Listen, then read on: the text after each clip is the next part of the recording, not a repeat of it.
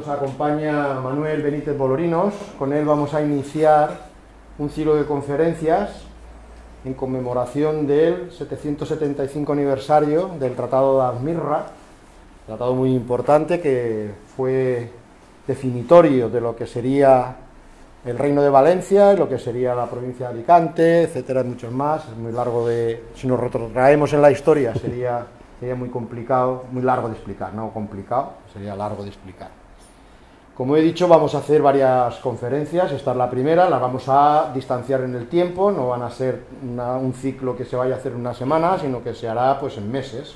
Ya tenemos previstas 3 conferencias más, que van a versar sobre pues el Tratado de Almirra y sobre todo sobre las consecuencias medievales y pues años posteriores, incluso años anteriores según el conferenciante.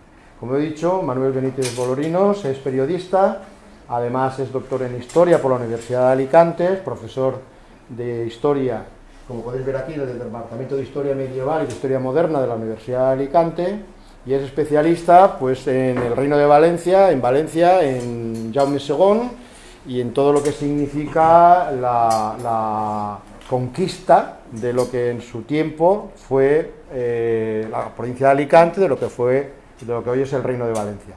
Yo creo que va a ser muy interesante. Creo que como ponente para iniciar este ciclo pues no podíamos haber elegido a alguien mejor, y estoy seguro que nos va a gustar y nos va a dejar con la miel en la boca para continuar en el futuro conociendo pues cuáles son nuestros orígenes y por qué estamos hoy en día pues donde estamos. Así que os dejo con Manuel y espero que disfrutéis todos de la conferencia. Buenas tardes. Muy bien, pues muy buenas tardes. Muchas gracias por vuestra asistencia, sobre todo en una noche tan desapacible como esta.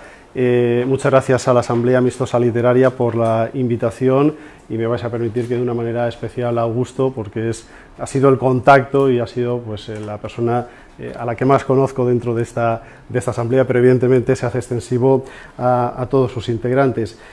Agradecer al público asistente, como decía, sobre todo en una noche como esta, para oír hablar acerca de un tratado histórico, un pacto entre no 2 reyes, sino entre un rey y un infante que tiene ya 775 años. ¿Qué habrá ocurrido con este pacto para que 775 años más tarde siga siendo motivo de conferencias, motivo de charlas y motivo de que hoy esté aquí?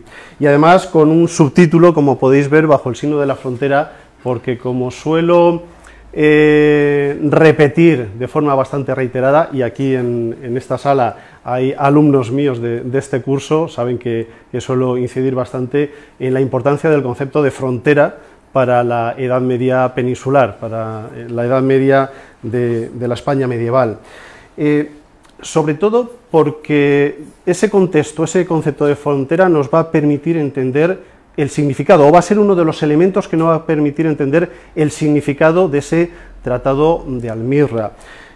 Un tratado que tiene gran importancia en su momento histórico, porque moldeó las fronteras entre la Corona de Castilla y la Corona de Aragón en ese periodo histórico, pero también tiene importancia en nuestro momento actual. Tiene importancia porque, a pesar de que no sea un tratado que haya pervivido al 100% después de su firma, es un tratado con limitaciones, es un tratado con cierta caducidad, no en su totalidad, pero sí en parte de su contenido. Lo cierto es que es básico para entender las delimitaciones político-administrativas actuales. Es el origen, la semilla de esas delimitaciones actuales. Porque estamos acostumbrados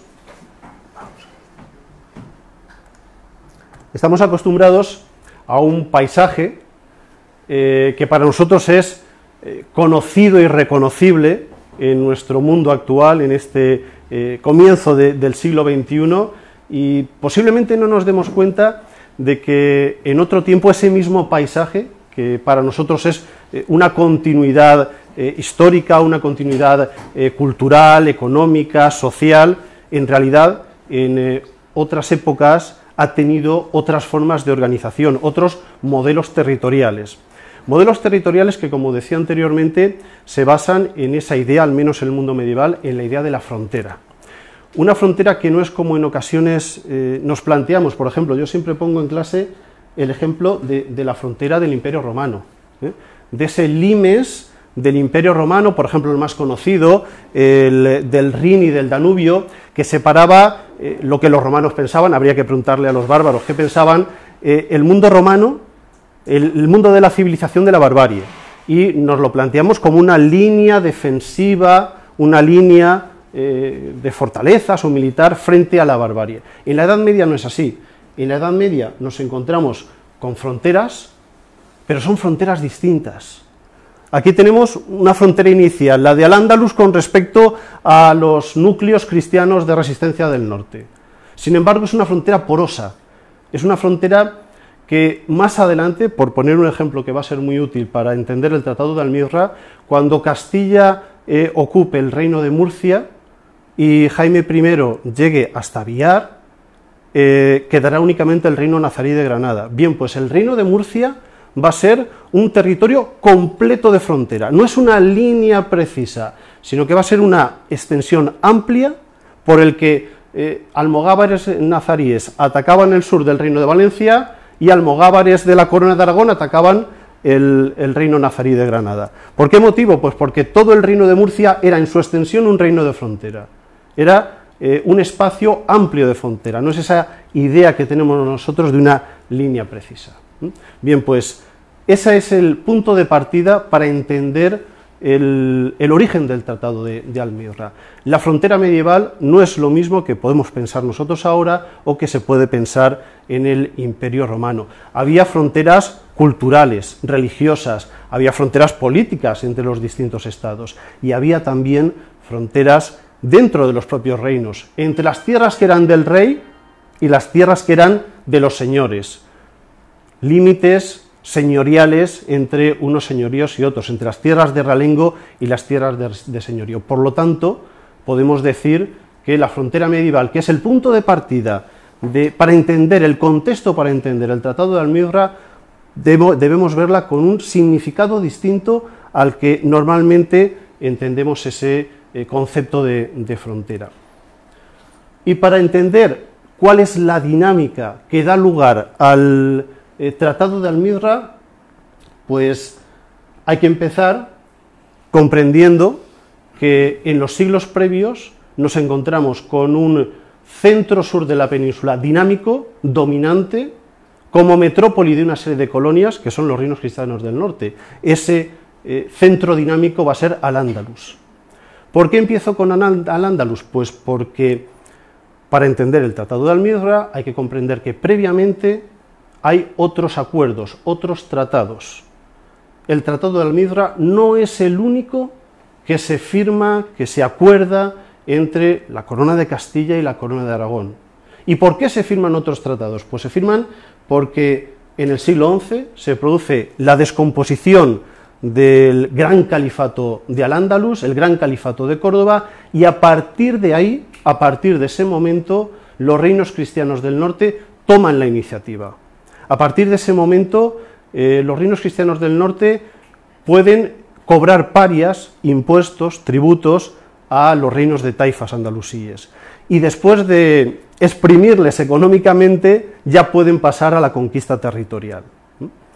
Pero también quitándonos la idea de que han sido la Edad Media peninsular 800 años de guerras continuas entre moros y cristianos. En realidad, no hay solamente guerras, también hay contactos culturales, sociales, económicos. Es decir, la realidad histórica es mucho más amplia, mucho más compleja de lo que en un principio podemos pensar. Y dentro de ese proceso, en ocasiones, hay acuerdos entre reinos cristianos y reinos de taifas para atacar a otros reinos cristianos. O reinos musulmanes llegan a acuerdos con reinos cristianos para atacar a otros reinos musulmanes. Si no entendemos esto, si no comprendemos esta realidad, no podemos entender la importancia, la trascendencia del Tratado de Almirra, porque hubiera sido una solución bastante sencilla no llegar a un acuerdo y llegar a una guerra entre el infante Alfonso y Jaime I el Conquistador. Era una opción, Por ese motivo el Tratado de Almizra tiene también tanta repercusión, porque no era la única alternativa. Se habían producido históricamente conflictos entre reinos cristianos aliados con reinos musulmanes. Por ese motivo el Tratado de Almizra es un punto central, porque lo que hace, para empezar, es evitar un conflicto, es evitar una guerra entre la corona de Castilla y la corona de Aragón, que podría haber sido muy factible. Ese conflicto, ese tratado, como decía, no es el único que se produce en la Edad Media, entre la corona de Castilla y la corona de Aragón. A medida que tras la decadencia del califato, tras la decadencia del Al-Ándalus, va avanzando los reinos cristianos, se dan cuenta de que tarde o temprano pueden ocupar toda la península. Que el problema principal no van a ser los reinos de taifas, a lo mejor las invasiones norteafricanas, almorávides, almohades y quién sabe si los benimerines, que también lo intentaron, no lo consiguieron. Por lo tanto, el mayor problema que pueden tener los reinos cristianos no son los reinos de taifas, sino tener conflictos entre ellos. ¿Cómo evitarlo? Pues a través de una serie de tratados. Por ese motivo, antes del Tratado de Almizra, nos encontramos al menos con dos tratados de importancia. Uno de ellos es el Tratado de Tudela, que se firma en 1151, voy a pasar al anterior porque esta la explicaré más tarde, 1151, que es un tratado en el que antes de la conquista del sur peninsular, del centro y sur peninsular, la corona de Castilla y la corona de Aragón llegan a un acuerdo. El acuerdo es que para la corona de Aragón va a ser la taifa de Valencia, que todavía es musulmana, todavía podemos hablar de taifa, la taifa de Denia y también la taifa de Murcia. 1151, Tratado de Tudela. Se están repartiendo, podríamos decir coloquialmente, el pastel antes de iniciar la conquista. Esta parte es para ti, esta parte es para mí, y de esta manera evitamos que en ese avance podamos pelear entre nosotros, podamos tener guerra entre nosotros, como en otras ocasiones ha ocurrido. Pero este tratado no llega a cuajar al 100%, porque posteriormente, en 1179, hay otro tratado, también entre las mismas, no los mismos reyes, pero sí los mismos reinos. Concretamente es el Tratado de Cazorla. No confundir con Cazorla, porque a veces se ha confundido con Cazorla, no es la localidad de Jaén, que es muy bonita, que tiene un paraje natural, tiene un parque natural precioso. Cazorla es Cazorla, que parece que lo han ubicado los especialistas en Soria. Y antes lo hablaba con Vicente, la importancia de este y las dudas, el debate, el planteamiento historiográfico que hay en torno a Cazorla. ¿Por qué motivo? Pues porque en Cazorla Aragón renuncia a Murcia en favor de Castilla. ¿Qué interés tenía Castilla en la taifa de Murcia? Todavía taifa, porque todavía no es un territorio cristiano, todavía es musulmán. Pues es muy sencillo. La salida al Mediterráneo. Uno de los intereses de Castilla es tener una salida al Mediterráneo. Hay otros intereses, como puede ser seguir avanzando hacia el sur, en la conquista de Al-Ándalus, pero sobre todo la salida al Mediterráneo. ¿Por qué renuncia Aragón a Murcia cuando en Tudela sí que se lo habían concedido?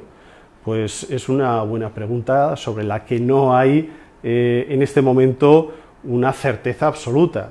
¿Por qué no hay una certeza absoluta? Porque no hay ningún aragonés que diga renunciamos a Murcia por esto, esto y esto. No hay ningún documento que nos lo explique.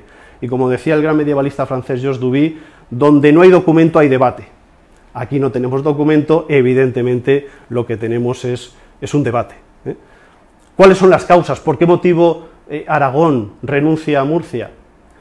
Por una parte, parece ser que es porque Castilla le va a permitir, le va a confirmar la ocupación de algunas tierras en el Valle del Ebro que en principio correspondían a Castilla, y hay una especie de concesión para que Aragón asiente ese territorio. Pero por otra parte, como hemos visto en la imagen que he pasado y que regreso a ella, la corona de Aragón en este momento está más interesada en un territorio que en este momento no pertenece a España, no pertenece ni a Aragón ni a Cataluña, la Provenza, el sur de la actual Francia, Occitania. Tiene intereses señoriales, intereses feudales en este territorio. Parece ser que como estaba menos interesado por el sur peninsular, lo que pretendía la corona de Aragón era asentar su poder en este territorio del sur de la actual Francia.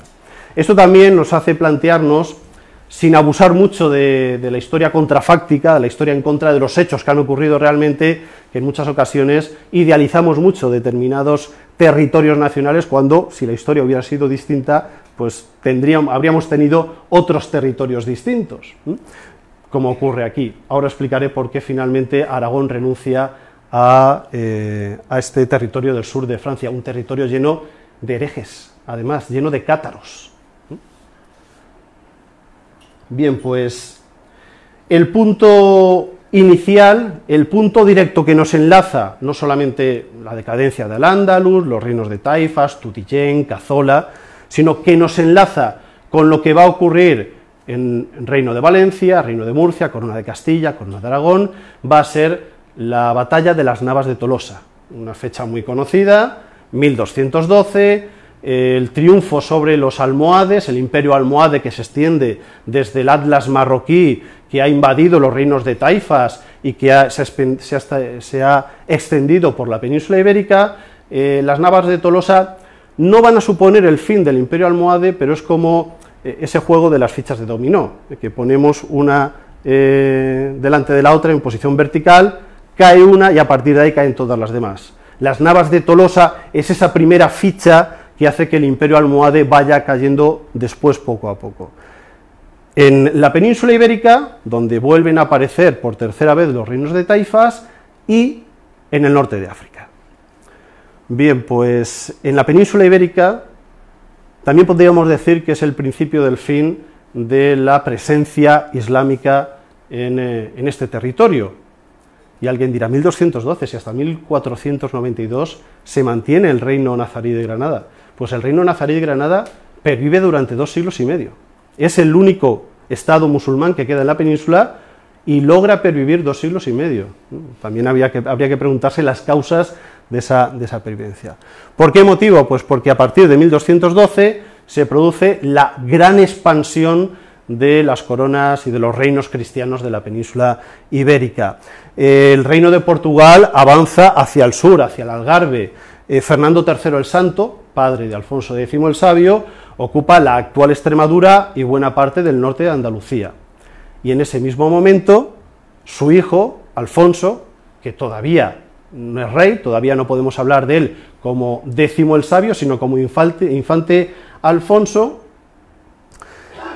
se dirige hacia Murcia, al tiempo que el que va a ser posteriormente su yerno, Jaime I el Conquistador, decide cambiar de estrategia, de dirección de la expansión, se olvida de Occitania, se olvida del sur de Francia y realizará las conquistas de la Taifa de Valencia y del reino de Mallorca.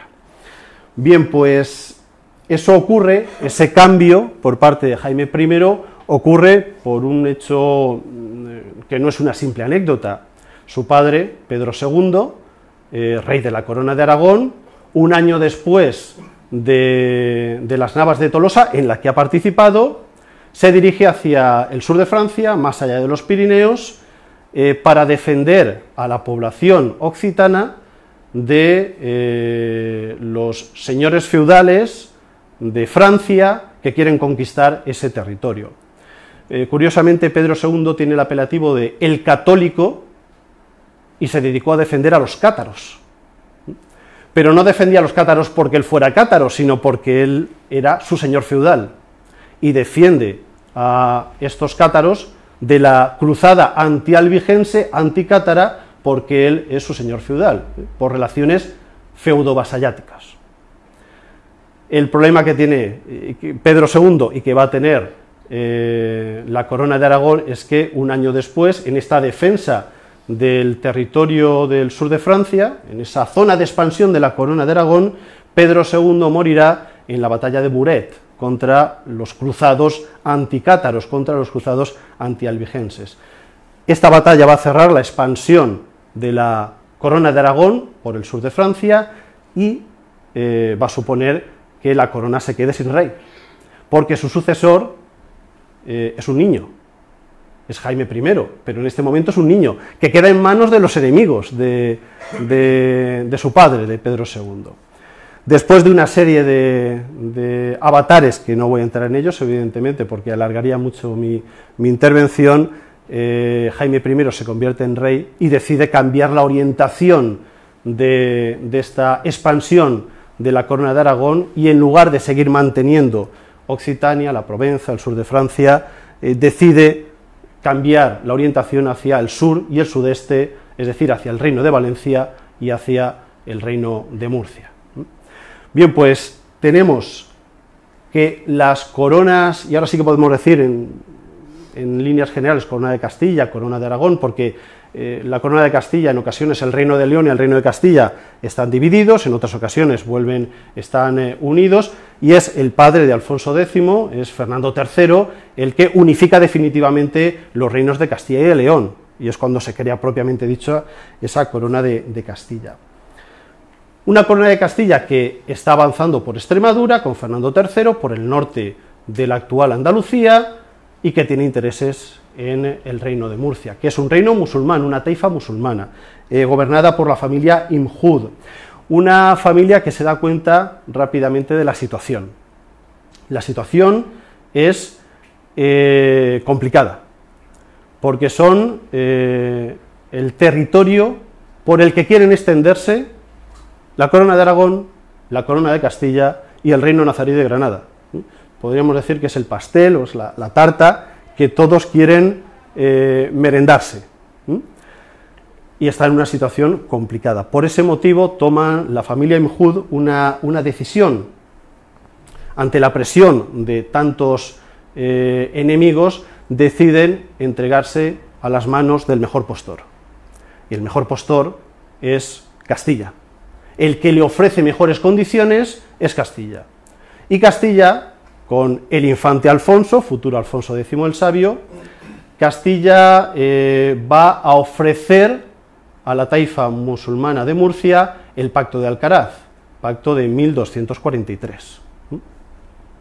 Un pacto de vasallaje por el que el infante Alfonso se hace con las principales fortalezas del reino de Murcia, de la taifa de Murcia, pero los musulmanes mantuvieron, al menos en principio, sus propiedades. No todas las ciudades del reino aceptaron ese vasallaje. Lorca, Cartagena, Mula, Orihuela, Alicante y Elche, entre otras, lo rechazan, ese vasallaje a Castilla, y se rebelan contra Castilla. Por ese motivo Alfonso tiene que realizar una campaña militar, ocupar estas plazas por la fuerza y hacerse con aquellas poblaciones cuyos señores, cuyos rais se habían opuesto a la presencia castellana. A partir de aquí, hay una evolución del reino de Murcia dentro de la corona de Castilla, una evolución que va a dar lugar a un hecho posterior, que es la revuelta de los mudéjares contra Castilla. Una revuelta que ahora mencionaré, porque no va a ser sofocada por Alfonso X el Sabio, no va a ser sofocada por Castilla. Las ciudades que se rindieron sin resistencia, pues hay que decir que se instaló solo una pequeña guarnición cristiana, las propiedades siguieron perteneciendo a los musulmanes, pero las que se opusieron fueron repartidas por los cristianos, y cada uno tuvo una evolución distinta. Por ejemplo, Orihuela tuvo 3 repartimientos, y creo que la cuestión más interesante a lo mejor para nosotros es Alicante, porque fue conquistada por las armas, por el infante Alfonso, y decidió Alfonso donar este territorio, ya cuando fue rey, donar este territorio a su hermano, el infante don Manuel. Llega la familia de los Manuel a este territorio. Y Alfonso, que en ese momento, 1252, ya es rey, le entrega a Alicante un amplio alfoz que incluye Novelda, Aspelviejo, Aspelnuevo, Nompot, Monforte, Agós, Busot y también Aguas, con lo cual Alicante en principio se va a convertir en un señor de un territorio, un señorío bastante amplio. ¿Qué es lo que ocurre? La idea que estoy intentando plantear es, por una parte, ver cómo llega la corona de Castilla a ese Tratado de Almizra y ver ahora cómo llega la corona de Aragón. Pues bien, la corona de Aragón, con Jaime I, al que todos conocemos como el conquistador, pero curiosamente en la Edad Media se le conocía más como el legislador, no en vano es el impulsor de los fueros de Valencia, y por lo tanto tiene un perfil, más que conquistador, tiene un perfil más bien de legislador o de persona que llega a pactos, porque en muchas ocasiones el reino de Valencia no lo conquista vía militar, manu militari, sino que llega a acuerdos con la población. El reino de Valencia hay que tener en cuenta que es una creación, es una construcción por parte de Jaime I. Es una construcción porque no coincide completamente con la taifa de Valencia, amplía al sur, y es una construcción para evitar un problema que estaba surgiendo en tiempos de Jaime I, y es la presencia, la gran importancia que tenía la nobleza feudal en la corona de Aragón.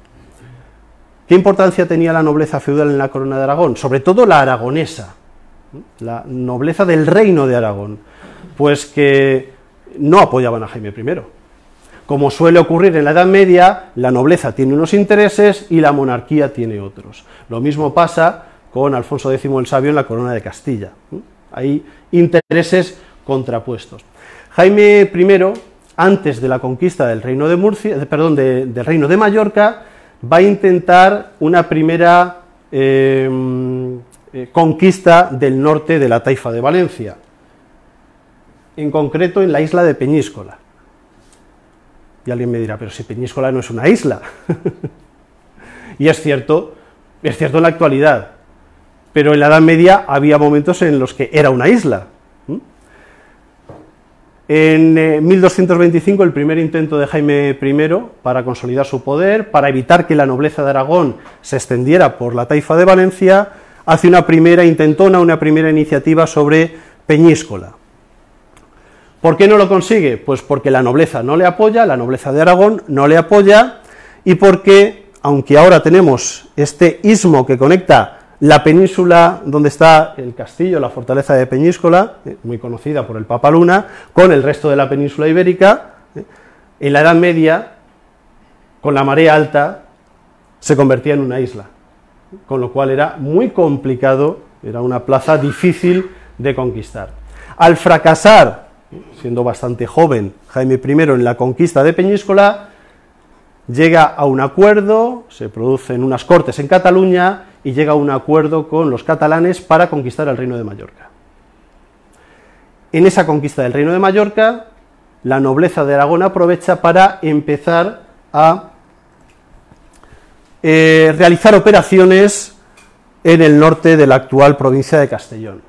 Y Jaime I tiene que regresar para ponerse a la cabeza de esta conquista de la taifa de Valencia. ¿Por qué motivo? Porque era muy peligroso para un monarca que la nobleza tuviera más poder, más territorio, más rentas, más señorío que el propio rey. Podía poner en peligro la monarquía. Por ese motivo, Jaime I se pone al frente de nuevo de la conquista de la taifa de Valencia, para frenar los pies a la nobleza aragonesa. Y por ese motivo crea como un nuevo reino el reino de Valencia. Cuando se realiza la conquista, lo que busca es que ese territorio nuevo no pertenezca a los condados catalanes ni pertenezca a la nobleza de Aragón, al reino de Aragón. La nobleza de Aragón lo que quería era una especie de apéndice o de Andalucía de Aragón con respecto al reino de Valencia. Eso no le interesaba a Jaime I. Por ese motivo decide construir un nuevo reino dentro de la corona de Aragón y darle unos fueros para evitar que la nobleza de Aragón tenga demasiado poder. Ese es el objetivo. ¿Cómo lo consigue? Pues con diferentes batallas, con diferentes operaciones militares, que como en alguna ocasión ha explicado Pedro López Elum, la estrategia de Jaime I en esta conquista no fue una estrategia de ir villa por villa, alquería por alquería, para ocupar las tierras musulmanas, sino que iba a la villa, a la ciudad, al centro urbano que fuera el centro neurálgico del territorio y lo conquistaba. Y al conquistarlo caía todo el resto del territorio, porque la civilización islámica es muy urbana, que es una idea que también les suelo transmitir mucho a mis alumnos en clase, tienen un componente urbano fundamental. Si controlas la ciudad, controlas el territorio. Eso no ocurre con el territorio feudal cristiano, donde la presencia de los señoríos feudales hace que la forma de organizar el territorio sea distinta. La forma islámica es controlar el centro urbano principal y cae el resto del territorio. Por ese motivo hay operaciones, hay batallas, pero no hay batallas campales, excepto una, la batalla del Puig, con la cual es casi el principio del fin de la caída de Valencia, ¿no? de Valencia ciudad. Bien, pues nos encontramos con Jaime I, que está avanzando en diferentes etapas, en diferentes fases, por la taifa de Valencia, por la antigua taifa de Denia, y tenemos al infante Alfonso que está realizando estas operaciones, este pacto de Alcaraz, es decir, como comentaba antes, las dos coronas están extendiéndose, y más que el peligro de la oposición del reino de Murcia, porque como hemos visto, el infante Alfonso, se le oponen Lorca, Murcia, Alicante, Elche, y enseguida las domina. El peligro no es una reacción musulmana, no va a haber un poder musulmán que desde el norte de África, después de la caída de los almohades, pueda volver a unificar los reinos de taifas. El peligro no es el peligro musulmán. Para esta idea de expansión, el peligro es que lleguen a un conflicto. Las dos coronas cristianas que están expandiéndose por un territorio parecido, un territorio fronterizo.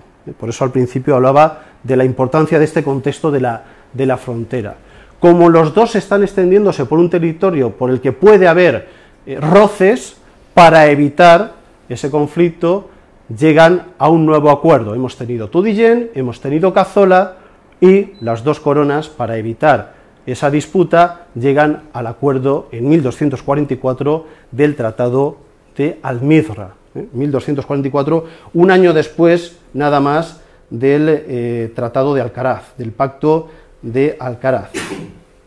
Bien, y en este sentido se sientan Jaime I, se sienta el infante Alfonso, porque Jaime I estaba haciendo operaciones militares que eran territorios que en Cazzola supuestamente correspondían a Castilla, es decir, que estaban forzando los límites unos y otros, y sabemos que en política y en una época de operaciones militares, cuando se fuerzan los límites, se puede llegar al conflicto, y Jaime I estaba rozando esos territorios que en principio no le correspondían a la corona de Aragón. Por ese motivo se sientan ambos. Infante Alfonso todavía no es rey, todavía está vivo su padre, Fernando III el Santo, y Jaime I, y llegan a ese acuerdo, a ese Tratado de Almizra. Pues bien, ¿qué dice el Tratado de Almizra? Porque ya que es el centro de esta charla, tenemos que saber qué es lo que dice, y como no es muy extenso, son 3 o 4 párrafos, pues lo voy a leer. Es la versión castellana del Tratado de Almizra, que fue transcrita por Llobregat Conesa en el libro Castillos y fronteras medievales en la provincia de Alicante, y que después José Manuel del Estal reprodujo en alguna de sus obras, y es la que tengo yo, esta reproducción de José Manuel del Estal, que además me permiten hacer un pequeño homenaje al que fuera catedrático de Historia Medieval de la Universidad de Alicante en los años 80, fue el impulsor de los estudios medievalistas en la Universidad de Alicante, y al que tuve la suerte de conocer como profesor mío el último año de su docencia, porque al año siguiente se jubiló. Entonces a mí me pilló el último año de José Manuel del Estal, este gran investigador e impulsor de los estudios medievalistas en la Universidad de Alicante. Bien, pues dice así, me salto el preámbulo y dice que el rey Jaime, evidentemente Jaime I el Conquistador, por sí y por sus sucesores, lauda, concede y determina, aquí en los tratados medievales suelen utilizar muchos sinónimos, parece que les gusta dejar muy claro que sí, que se va a conceder, entonces utilizan lauda, concede, determina, al citado infante don Alfonso y a sus sucesores a perpetuidad el castillo y la villa de Alicante, de Alacant, con todos sus confines. Creo que por aquí tenía algún mapa de lo que va a ser el Reino de Valencia, que nos va a situar mejor el Tratado de Almizra, en este caso de una obra de Enric Guinot, un gran investigador y profesor de la Universidad de Valencia. Este mapa es de la obra Els límits del Regne, en los que define perfectamente cómo evoluciona el Reino de Valencia en la Edad Media, y pues eso, por ese motivo también he puesto la cita de Enric Guinot. Bien, pues el castillo y villa de Alicante, con sus términos y confines, y Busot, con todos sus confines, según va el terreno y sale hasta el puerto de Biar. Evidentemente no estamos hablando de un puerto de mar, estamos hablando de un puerto de montaña, el puerto de Biar.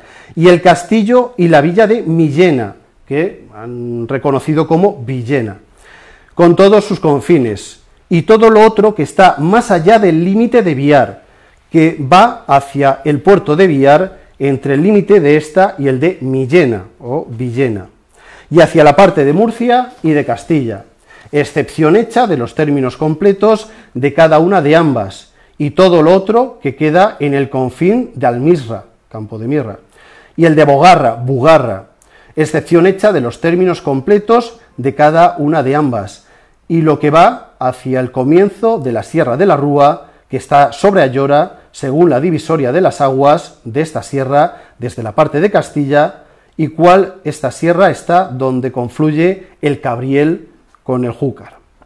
Por lo tanto, esto es lo que cede, lauda, concede Jaime I a Alfonso, a Castilla. Pero es muy habitual que en los documentos medievales, para dejar muy claro, que para que no haya confusión, se ve también la otra parte, lo que cede el infante Alfonso a Jaime I. Del mismo modo, el infante don Alfonso, primogénito del ilustre don Fernando, rey de Castilla, lauda, concede y determina, por sí y por todos sus sucesores, al ya citado Jaime, rey de Aragón, y a sus sucesores a perpetuidad, el castillo de Castalla, con todos sus confines, y el castillo de Biar, con todos sus confines, y el castillo de Almizra, Campo de Mirra, con todos sus confines, y cuanto se ha dicho de los castillos de Alacant, Aguas, Aigües y Busot, a excepción de los términos enteros de estos castillos, cual más arriba se ha expresado, y todo cuanto hay bajo el puerto de Biar hacia Xàtiva, Denia y toda la otra tierra del Reino de Valencia, y todo lo demás que queda aquende los confines señalados según la divisoria de las aguas hacia la parte de Valencia. Esta división sigue hasta el Júcar, donde el Cabriel vierte en él, y del Júcar hasta Biar, según más arriba queda dicho. Sé que leído así puede quedar un poco farragoso, pero yo creo que es interesante, ya que estamos hablando del Tratado de Almizra, leer el contenido concreto, lo menos no la parte de firmas o de preámbulos, sino el contenido de lo que cede uno y de lo que concede el otro. En definitiva, para dejarlo más claro, Jaime I concede a Alfonso el castillo y la villa de Alicante, Busot el castillo y la villa de Villena, todo el territorio entre Biar y Villena, hacia la parte de Murcia y de Castilla, todo el territorio entre el confín de Campo de Mirra y Bugarra hacia Castilla, y todo el territorio desde la Sierra de la Rúa en Ayora hacia Castilla. Eso es lo que concede Jaime I. Y el infante Alfonso concede a Jaime I y a la corona de Aragón el castillo de Castalla, el castillo de Biar, el castillo de Campo de Mirra, las tierras entre Biar, Xàtiva y Denia, y esa división que sigue hasta el Júcar, donde el Cabriel vierte en él, y del Júcar hasta Biar. Con lo cual se nos queda esta imagen que tan perfectamente diseñó, aunque sea simple, pero a veces la simplicidad nos ayuda a ver mejor estas distinciones, lo que es el Reino de Valencia según el Tratado de Almizra, lo que se queda Jaime I para la corona de Aragón. Y es muy interesante este mapa porque por debajo vemos una línea discontinua que nos indica lo que actualmente es la Comunidad Valenciana, con lo cual podemos comparar la actual Comunidad Valenciana con el Reino de Valencia. Aquí lo vemos igual porque es un poco posterior, son los fueros, pero nos aparecen algunas indicaciones más de localidades, Villena, Busot, Biar, el puerto de Biar, Almirra. Aquí tenemos Bugarra, que es esta localidad que también se menciona, Font de la Figuera, con lo cual vemos mejor la delimitación que hace Enric Guinot en este trabajo, que además es un libro pequeñito, muy bien explicado y con una serie de mapas muy interesantes, que es el Límits del Regne. Bien, pues, ¿qué conclusiones podemos sacar de esta imagen, de este reparto que realiza el Tratado de Almirra? En primer lugar, un reparto pacífico entre la Corona de Castilla y la Corona de Aragón de las tierras que antiguamente se conocían como Sark al-Ándalus, es decir, la parte este de Al-Ándalus. Sark al-Ándalus, nosotros vivimos ahora en lo que durante el Emirato, el Califato y los reinos de taifas fue Sark al-Ándalus. Por otra parte, es muy interesante también entender que el Reino de Murcia, incluyendo esta zona en la que nosotros vivimos ahora, pertenecían al Reino de Murcia, pertenecían a la Corona de Castilla. Y dentro de la Corona de Castilla, aunque inicialmente el Pacto de Alcaraz mantenía las propiedades para la población musulmana, la presión cristiana de Castilla, ya con Alfonso X el Sabio como rey, era cada vez mayor, lo que da lugar a una revuelta mudéjar, que también lo estábamos comentando anteriormente. Una revuelta mudéjar que Alfonso X el Sabio no puede sofocar. ¿Por qué motivo? ¿Por qué no puede sofocar? Porque en el norte de la actual Andalucía se está produciendo otra revuelta mudéjar. Posiblemente ambas, además de por motivos internos, auspiciadas e impulsadas por el Reino de Granada, que es el último reino musulmán de la península ibérica. Alfonso X el Sabio dirige a sus tropas para sofocar la revuelta mudéjar del norte de Andalucía, de la actual Andalucía, y pide ayuda a aquel rey con el que ha firmado el Tratado de Almirra, pide ayuda a Jaime I, que además, para más Inri, es su suegro, porque se ha casado con la hija de Jaime I. Y Jaime I es el que sofoca la revuelta del Reino de Murcia, de los mudéjares de Murcia, instalando población catalana en parte de ese territorio del Reino de Murcia, en una parte, no en su totalidad, pero sí en parte de ella.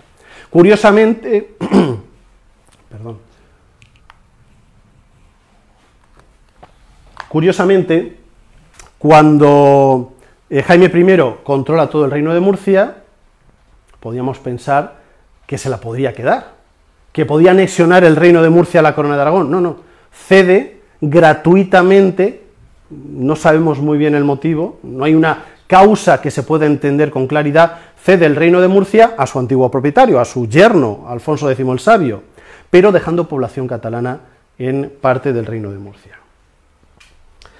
Bien, el Tratado de Almirra, por lo tanto, es fundamental para entender la delimitación de la Corona de Castilla y de la Corona de Aragón en época medieval, y casi, no en su totalidad, pero casi coincide con delimitaciones político-administrativas posteriores, incluso casi coincide con la delimitación político-administrativa actual de las comunidades autónomas en la España del siglo XXI, en cuanto a lo que es la Comunidad Valenciana, el Reino de Murcia, Castilla. Por lo tanto, tiene una gran importancia porque moldeó la división de la Corona de Castilla y de la Corona de Aragón en la Edad Media, pero buena parte de esa división se mantiene en la actualidad, buena parte, no en su totalidad, como podemos comprobar simplemente viendo ese mapa. ¿Por qué no en su totalidad? Porque siendo un tratado muy importante para la Edad Media y de trascendencia para siglos posteriores, hay otros acontecimientos históricos posteriores, otros acuerdos posteriores que hacen que tienen una serie de consecuencias precisamente en el territorio donde nos encontramos nosotros ahora, en el Vinalopó, en la Vega Baja y en las tierras en torno a la villa, en la Edad Media, ciudad actual de Alicante. ¿Qué acontecimientos históricos? Pues son una serie de acontecimientos históricos que van a dar caducidad, que van a dar límite a lo que fue el Tratado de Almizra. Y para entender lo que significa el Tratado de Almizra, creo que también hay que entender la evolución posterior de ese Tratado de Almizra. Un Tratado de Almizra que no se cumple en su totalidad por los acontecimientos que ocurrieron a finales del siglo XIV. El Tratado de Almizra, 1244, medio siglo después, tenemos otros acontecimientos que van a provocar una caducidad, al menos parcial, del Tratado de Almizra. Nos ponemos a finales del siglo XIII, un periodo en el que hay un conflicto ya lastrado desde mediados de esta centuria, un conflicto que se origina con la muerte del heredero de Alfonso X el Sabio, Fernando de la Cerda, el hijo primogénito de Alfonso X el Sabio. Alfonso X el Sabio tiene varios hijos, el primogénito, el que va a heredar la corona, el título, fallece prematuramente y hay dos posibles opciones. Y ya sabemos que cuando hay varias opciones tenemos conflicto. Bien, pues hay dos opciones. Opción 1, que los hijos de Fernando de la Cerda, los infantes de la Cerda, sean sus sucesores. Opción 2, que el hermano de Fernando de la Cerda, Sancho, sea el sucesor de Alfonso X el Sabio. Alfonso quería que fueran sus nietos, pero la nobleza castellana quería que fuera Sancho. ¿Por qué motivo? ¿Qué hay detrás de ello? ¿Es simplemente un culebrón histórico o hay algo más detrás de ello? Pues evidentemente hay algo más detrás de este conflicto político-familiar.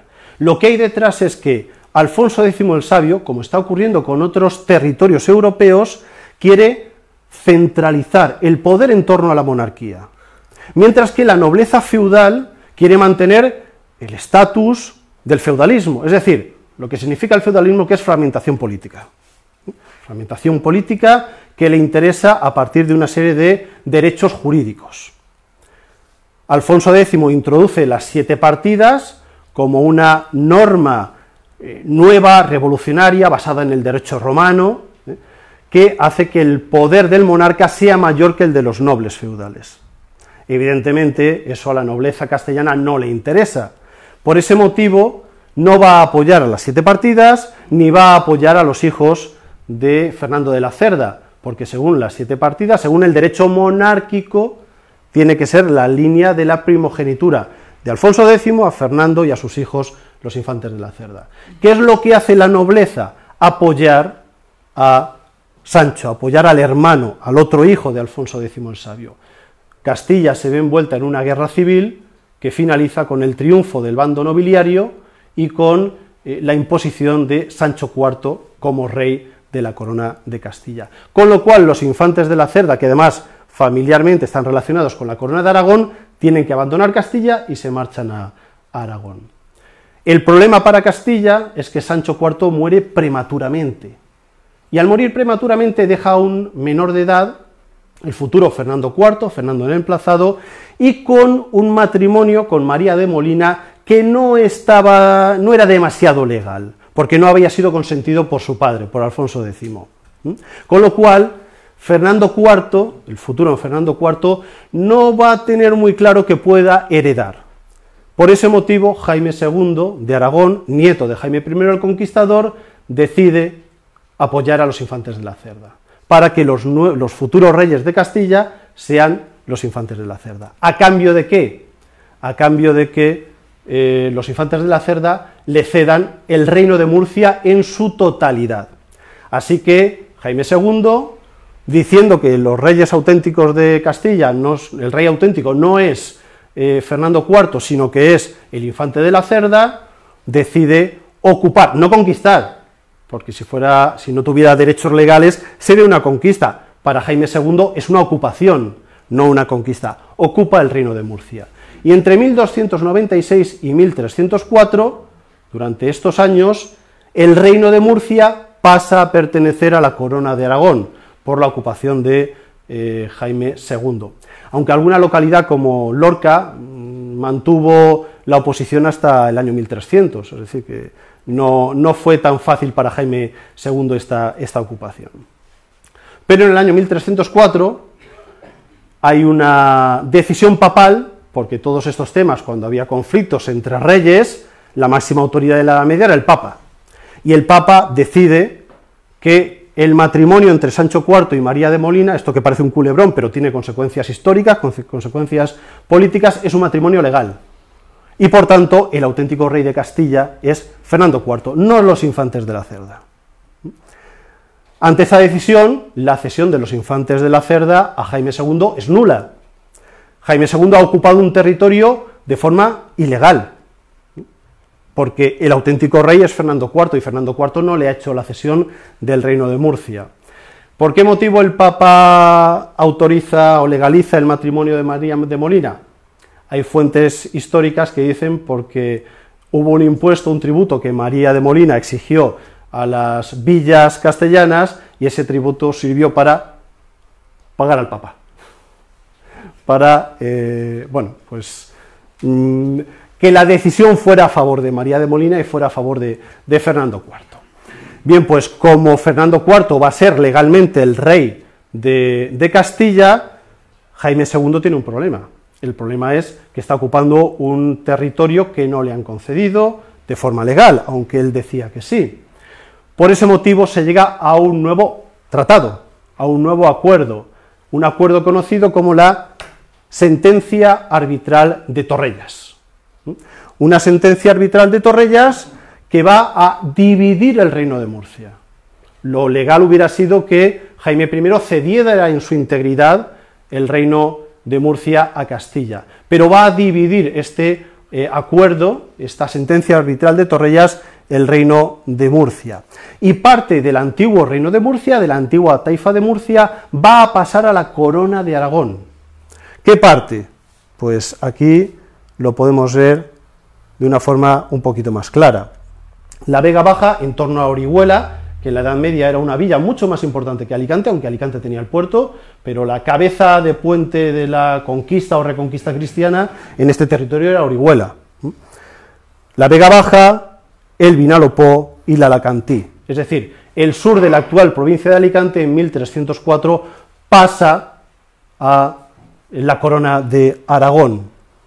Y no solamente ese territorio, como podemos comprobar, hay otros que también pasan, pero que ahora no pertenecen a la Comunidad Valenciana, como es el caso de Cartagena.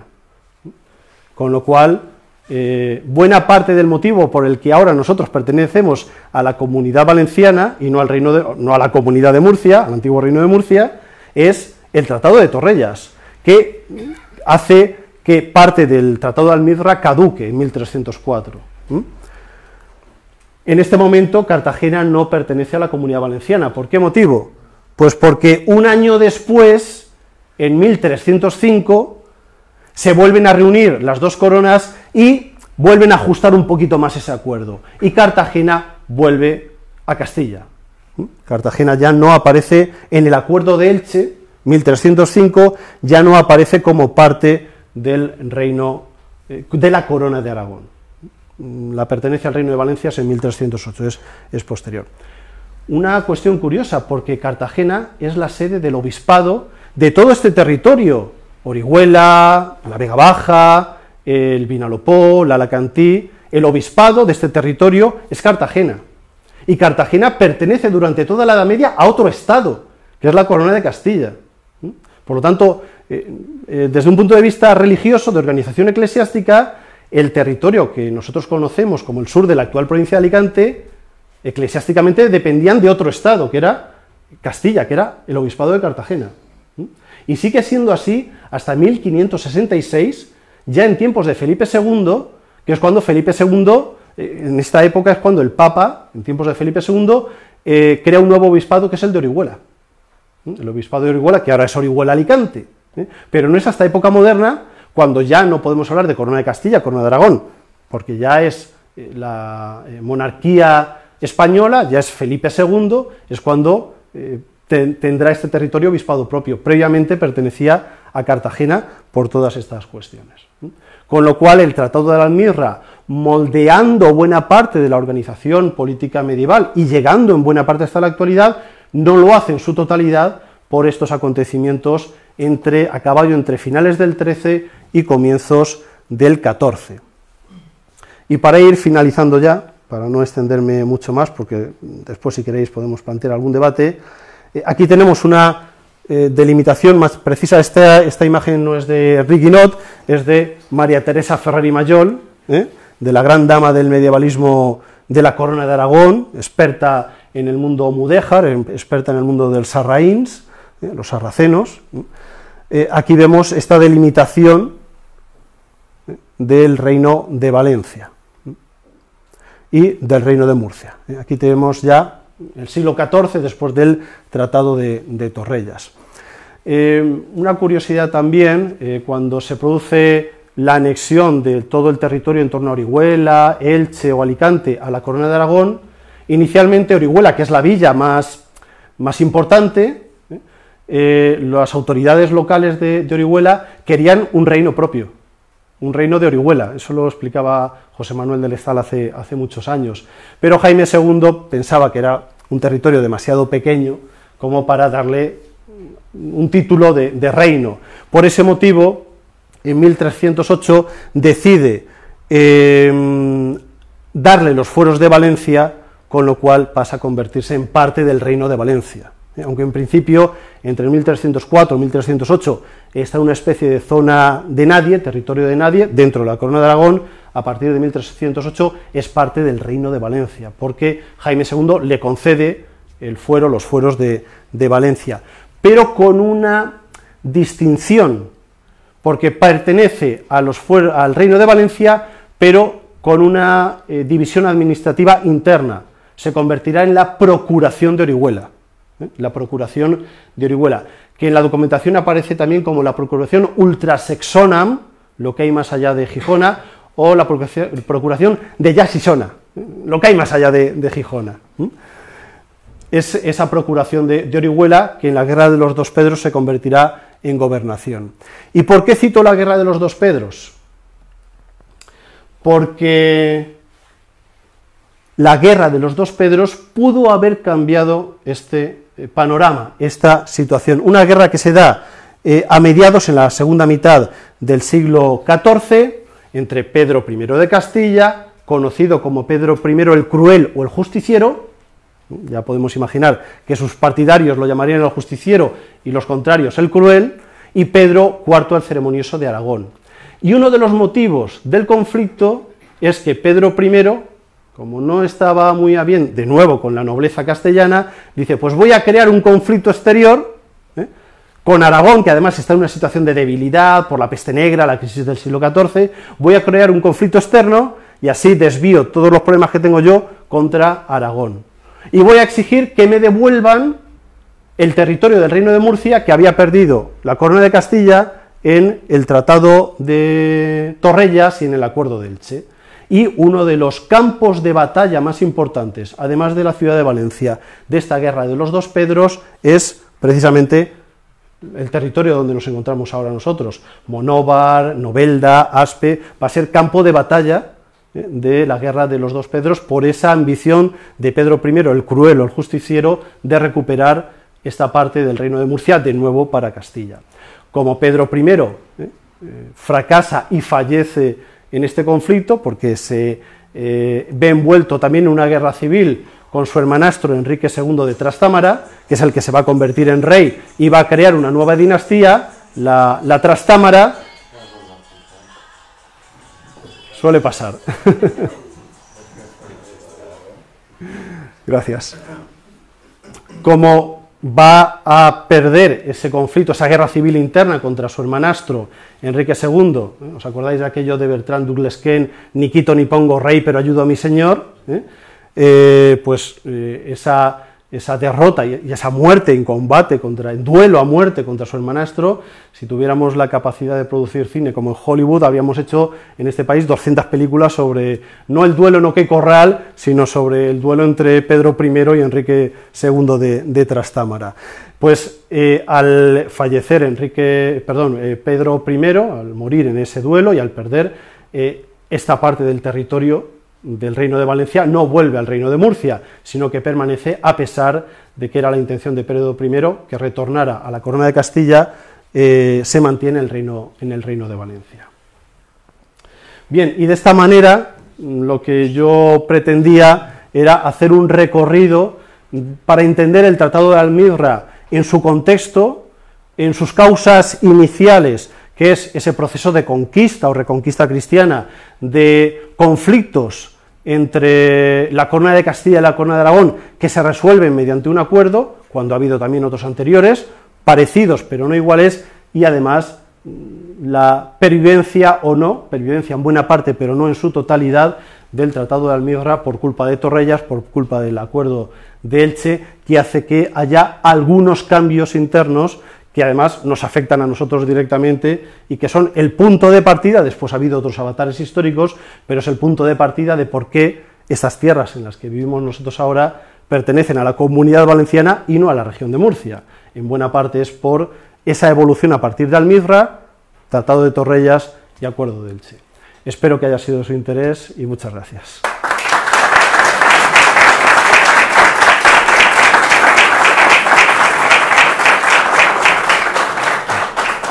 Y si hay alguna cuestión, o muchas cuestiones ahora, pues sería el momento... Sí. Yo quisiera saber, al margen de polémicas políticas actuales... Uy, ¿qué preámbulo más peligroso? ¿Cómo influye este tratado y los que hay alrededor en la formación actual de las lenguas que hablamos? O sea, además con las curiosidades que tenemos... Sí. De novela y tal, que No puedo darte una respuesta absoluta, porque hay ejemplos muy curiosos que yo desconozco, porque la evolución ha sido posterior al periodo medieval. Conozco algo de la Edad Media, o intento conocer algo de la Edad Media, y después conozco también cosas, pero menos. Te lo digo porque en torno al tema de la lengua he mencionado mucho Orihuela, y Orihuela, los cronistas medievales, utilizan una frase que se ha utilizado mucho por parte de los medievalistas, pero es cierto, en las crónicas medievales aparecen, y aparece que en Orihuela, después de la ocupación con catalanes por parte de Jaime I y después del paso del Reino de Murcia a la Corona de Aragón y al Reino de Valencia, se hablaba le plus bel catalanès del món, en Orihuela, el más bello catalán del mundo. Catalanesco, no es lo mismo Catalanesco, Catalanesco no es lo mismo que catalán, ¿eh? ¿No? De hecho, existe un documento coetáneo que habla de que el lenguaje valencianesco Sí. se hablaba en Mallorca y se hablaba en el sur de Francia y se hablaba en los confines del Reino de Aragón, etc. O sea que por ahí yo creo que Ramón Muntaner Sí. se columpió porque también era un historiador muy especial. Sí. Un historiador que le pagaban por hacer unas crónicas en las que los reyes de Aragón, los condes de Barcelona tenían que ser exaltados, a veces de hecho los mismos historiadores aragoneses y catalanes hablan de Ramón Muntaner diciendo que tiene mucha imaginación. Como todos los cronistas. Exactamente. Primer punto. Ya sabes si existen documentos que avalen que esto fue repoblado por catalanes. Sí. No, pero documentos. O sea, vamos a ver, ¿qué contingente catalán vino aquí? O aragonés o castellano. Es que no hay. Aquí lo que hay es una apariencia de catalanidad en algunos apellidos, que después yo creo que se demuestra que perfectamente vienen del sur de Francia. O sea, se hablaba de los Rocafull, de la Vega Baja, los famosos señores de Albatera y de Orihuela. Pues los Rocafull vienen del sur de Francia, son los Roquefort franceses. Los Rocamora, lo mismo. Los Roca de Togores, igual. Decían, son apellidos catalanes. No, son apellidos que vienen del sur de Francia, o que vienen directamente, o que primero se instalan en Aragón, en Cataluña, en Castilla, y pues vienen para acá. Es muy difícil. Pero ten en cuenta que estamos hablando de un periodo de continua repoblación. Los movimientos de población son evidentes desde el inicio. Antes tenía una diapositiva que vemos las diferentes... bueno, no pasa nada. De las diferentes fases de repoblación, es decir, además hay que tener en cuenta que hay una etiqueta, que además que creo que es muy acertada, sobre la época medieval, que suele decir que el hombre medieval es un homo viator, es un hombre viajero. Entonces, decir que se instalan desde el sur de Francia en Aragón y después pasan, evidentemente, claro, es una época de continuo movimiento y trasiego de población. Se está construyendo algo nuevo, se está construyendo Europa, que es una de las ideas que a mí me gusta transmitir normalmente de la Edad Media, en contra de la imagen que solemos tener de que la Edad Media es una época oscura, de pobreza, etcétera, etcétera. Yo la suelo comparar con la conquista del oeste de Estados Unidos. Nadie piensa que la conquista del oeste de Estados Unidos es una época de decadencia, es una época de expansión, de población, de repoblación. La Edad Media es eso también, para tenerlo en un contexto general. Después, evidentemente, que hay población. El Camino de Santiago se repuebla con gran parte de población franca, que además tienen el nombre de franco, y por ese motivo en castellano el término franco es también sinónimo de libre, porque se asientan como población libre, porque vienen de Francia, del Reino de Francia. Entonces, claro, es una época de continuo trasiego de población. De todas maneras, en Orihuela, pues yo ahora no te puedo decir documentos concretos porque no es mi especialidad concreta, pero sí que hay un consenso general entre los medievalistas que hay una repoblación por parte de Jaime I, y que después los dirigentes de Orihuela quedan evidentemente población castellana, pero son fundamentalmente catalanes, y un ejemplo es absolutamente simbólico religioso. ¿Cuál es la patrona de Orihuela? Monserrate, la Virgen de Montserrat. Sí, pero... Ya, es Monserrate, pero ¿de dónde surge? De Montserrat. Bueno, no, surge... La Virgen de Monserrate es una imagen que aparece en Orihuela. Y se hizo un sorteo. Claro. Es una imagen que aparece y que parece Sí, sí. Es una Virgen negra también, sí, efectivamente, y que aparece Claro. en una cueva de Orihuela, Claro. en pleno siglo XIV. Claro. Y sí que existe en las actas de Orihuela pues, una reunión de los consellers pues, para darle la denominación, y se habló de la Virgen del Pilar, como se habló de la Virgen del Desamparado, y le tocó Montserrat. Simplemente una denominación. Yo tenía un profesor. Por insaculación. Yo tenía un profesor de latín que decía que la Virgen siempre se le aparece a los pastores. Es decir, que siempre hay una causa detrás de determinados elementos, y sobre todo cuando son simbólicos. Si se le pone un nombre de un origen tan catalán como es Monserrate, a la patrona de Orihuela, es porque detrás hay un interés por parte de una población que tiene muy claro su origen catalán, inicialmente. Y eso, por ejemplo, también lo ha estudiado muy bien Juan Antonio Barrio, que además de profesor de la Universidad de Alicante es mi director de tesis, con lo cual tengo que hablar bien, evidentemente, de Juan Antonio Barrio, quien define muy claramente que la población de origen catalán que repuebla el Reino de Valencia mantiene su identidad catalana durante casi toda la Edad Media. ¿Cuándo empieza a perderla? ¿Cuándo empieza a sentirse valenciana? Con la guerra civil entre la Busca y la Viga, los payeses de remensa, es decir, la crisis de Cataluña en el siglo XV. Hasta entonces, los comerciantes valencianos que pululaban por el Mediterráneo, como los catalanes, porque la Corona de Aragón era un imperio comercial en el Mediterráneo, se presentaban en otros puntos del Mediterráneo, se presentaban como catalanes, pero a partir de ahí empiezan a presentarse como valencianos. Es decir, las nacionalidades, las identidades evolucionan, cambian. Sobre el tema de la repoblación de catalanes en Orihuela, una pregunta que deja sin respuesta Hinojosa Montalvo en su biografía sobre Jaime II es: su abuelo ha repoblado las zonas que después él pasa a la Corona de Aragón con catalanes. ¿Cuál fue la actitud de estos catalanes cuando llega Jaime II? No lo sabemos. No sabemos si, como han pertenecido durante medio siglo al Reino de Murcia, van a mantenerse fieles a la Corona de Castilla, o si, como son de origen catalán, van a aceptar la ocupación de Jaime II. El problema es que no lo sabemos. La Corona de Aragón tiene, afortunadamente, muchísima documentación desde el poder. Por eso cuando hablabas de Ramón Muntaner, era muy fiel a Es que la documentación que nos llega de este periodo histórico es documentación creada desde el poder. Pero habrá libros de avecinamiento, habrá libros de repartimiento y no existen. ¿O no existen? Eso lo ha estudiado. Que son catalanes. Si te interesa esa cuestión, no es campo mío de investigación, pero Enric Guinot, en una obra que además son 2 volúmenes, Els fundadors del Regne, habla concretamente de todos esos temas, de quién repuebla, de la repoblación catalana, de la repoblación aragonesa. Te remito a esa obra de Enric Guinot. Sí. Una cosa muy puntual. Como estamos en tiempos muy pacíficos, nuestra época es muy pacífica, afortunadamente no nos damos cuenta de la importancia de los medios militares. Sí. Entonces, en la Edad Media, sobre todo en esta parte de la Edad Media, los medios militares estaban todos a favor de Castilla. Los medios militares estaban todos a favor de Castilla. Su ejército es mucho más numeroso y poderoso que el de Aragón.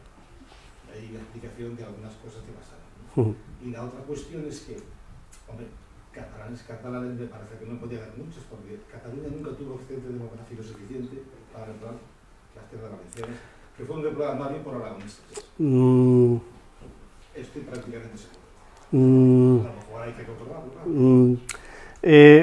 Hay problemas de repoblación, pero no problemas de repoblación porque haya poca población catalana, sino porque hay poca población catalana y aragonesa.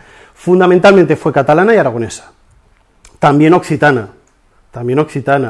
Se habla incluso, como la reina era doña Violante de Hungría, Yolanda o Violante de Hungría, también se habla incluso de que pudo haber alguna repoblación centroeuropea, pero parece que no está muy claro. Pero fundamentalmente es catalana y aragonesa. También es verdad que tradicionalmente la historiografía decía que los catalanes repueblan la costa y los aragoneses repueblan el interior. ¿Por qué motivo? Pues porque Cataluña tiene una vocación más comercial, más hacia el Mediterráneo, y Aragón es un territorio del centro peninsular, no es costero, lo que querían la nobleza aragonesa, con lo que he comentado anteriormente. Esa Andalucía de Aragón, ese apéndice de Aragón, era precisamente eso, llegar al mar.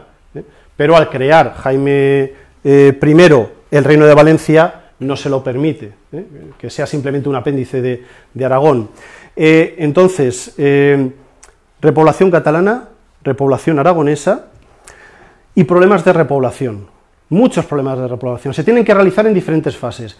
Y además, esa idea que os comentaba de que la costa catalana y el centro aragonés, las últimas investigaciones de los que se han especializado en explicar la repoblación, dicen que no está tan claro en la actualidad, que en realidad se mezclaban más de lo que en un principio nos podemos imaginar, que no estaba tan claro de la costa catalana y el interior castellano, el interior aragonés, perdón, no está tan claro esa distinción que había quedado como canónica en la tradición historiográfica.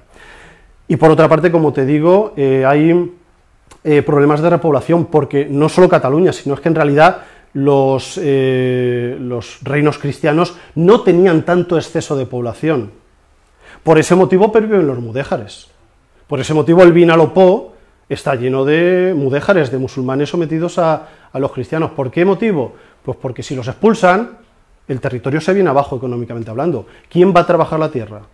No había suficientes catalanes ni aragoneses en ningún territorio para repoblarlo. Por ese motivo muchos espacios siguen siendo musulmanes, siguen siendo mudéjares, hasta que les obligan a convertirse en moriscos y son expulsados a principios del 17, porque no había repoblación suficiente. Incluso en tiempos de Jaime I, la obligación de los repobladores era aceptar la cesión, el privilegio que le daba en el libro del repartimiento Jaime I, y quedarse a vivir allí.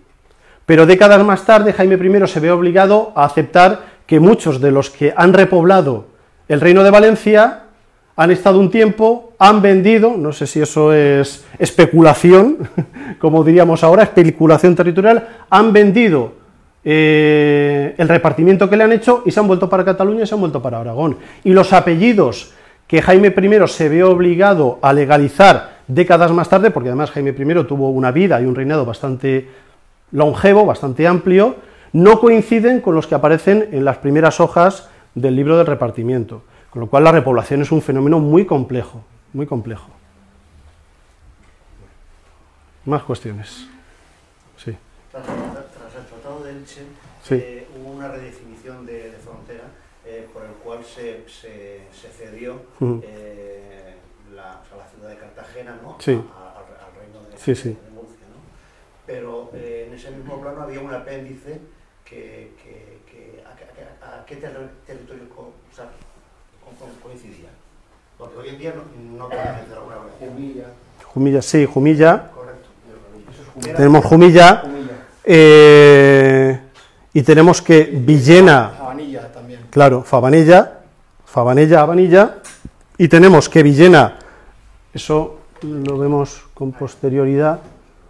Villena es parte de la Corona de Castilla y Caudete es parte del Reino de Valencia, y creo recordar que es en el siglo XIX cuando pasan en la división provincial que se hace en el 19. Estaba en Elda. Claro. Villena y Sax pasan al País Valencià. Exacto, y Caudete pasa Murcia-Albacete, si no recuerdo mal. Caudete a Albacete. Sí, sí. Con lo cual... Una cuestión sobre lo que has comentado, Manuel, sobre las causas por qué Jaime I, una vez que ha sofocado la rebelión de los musulmanes, sí, los mudéjares, en Murcia, la devuelve a Alfonso X. Y una de las cuestiones que hay que después esgrime, ya sabes si eso opinas lo mismo, esgrime Jaime II, es que la deja como dote de su hija violante, que es la mujer de Alfonso X. Dice, este terreno lo dejo como asociado a la dote de mi hija, pero si no hay herederos posteriores con este tema, deberá volver otra vez. Y Jaime II esgrime ese derecho también junto con los hermanos, bueno, los infantes de la Cerda. Los infantes de la Cerda para Alfonso y Fernando. Que además eso sale después, cuando la guerra de los Pedros. Sí, bueno, es lo que esgrime Jaime II. ¿Hasta qué punto es cierto o hasta qué punto es parte del argumentario de Jaime II para justificar que los infantes de la Cerda le cedan el reino de Murcia? Forma parte de ese argumentario. Que sea cierto o no, o que sea cierto o no, que sirva de base sólida para esa ocupación que quería realizar Jaime II. Muy bien, muy interesante. ¿Hay alguien que quiera alguna pregunta más? Sí, no te veo. Bueno, yo lo que me gusta es, primero felicitarte evidentemente por toda la exposición, que ha sido muy clara, y además se ve la impronta de Juan Manuel del Estal, aunque haya sido profesor tuyo un par de años solo. Sí. Que el interés por esa época también se ampliara un poco al siglo XIV, en el sentido de que si bien Jaime II nos mete a toda esta zona de aquí, en el Reino de Valencia, y pone los fueros, 20 años después se crea el señorío de Orihuela, con todo este terreno de la provincia de Alicante, que es un señorío independiente en manos del infante don Fernando de Aragón. Fernando de Aragón de Castilla, ¿no? Y sigue con esa administración independiente del Reino de Valencia y de la Corona de Aragón, hasta la Guerra de los Dos Pedros, en que uno de los dos Pedros asesina al infante don Fernando y se apropia de estas tierras, pero se la apropia, como tú bien has dicho, en forma de una gobernación. ¿Eso qué significa? Pues que el gobierno de esta zona no dependía de Valencia, dependía directamente del gobernador general de los estados de la Corona de Aragón, que era el primogénito siempre de los reyes de Aragón. Con lo cual podemos decir perfectamente que éramos un estado más de la Corona de Aragón e independiente de Valencia, aunque nos llamáramos Ciudad de Orihuela como capital y Reino de Valencia de más allá de Gijona. Ese era nuestro nombre oficial, que se diferenciaba perfectamente de la ciudad y Reino de Valencia como capital en el Capirasal, ¿no? Y eso siguió durante la época foral, hasta el punto de que hay virreyes de Valencia que cuando intentaban entrar aquí ya, en el siglo XV, eran expulsados porque no tenían jurisdicción, salvo la militar y la de orden público no tenían otra jurisdicción.